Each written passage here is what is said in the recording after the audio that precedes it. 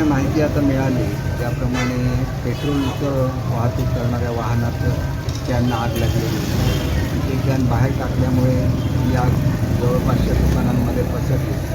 सुदैवाने थोडक्यामध्ये आटोक्यात आलेली असली तरी बरंचसं नुकसान झालेलं आहे. सगळंच नुकसान काय भरून देता येत नाही, परंतु या काळामध्ये आपण त्यांच्याबरोबर आहोत, भावना महत्त्वाची आहे आणि म्हणून थोडी तरी मदत आणि दर कुठेलाच करत असतो. मागच्या वेळेलासुद्धा दोडामार्गमध्ये ज्याला बाजारपेठेत आग लागली त्यावेळेलासुद्धा त्या ठिकाणी जास्त नुकसान झालेलं आहे. त्याला ते इमारत पुन्हा आपण दुरुस्त करून दिलेली होती.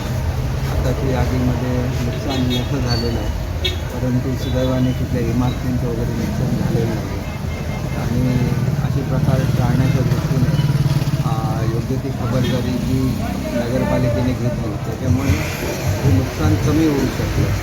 पण मला असं वाटतं की त्याच्याबद्दल सुद्धा नगरपालिकेचे अध्यक्ष कर्मचारी सगळ्यांचे मी आभारी आहे की वेळेमध्ये त्यांनी त्याच्यातून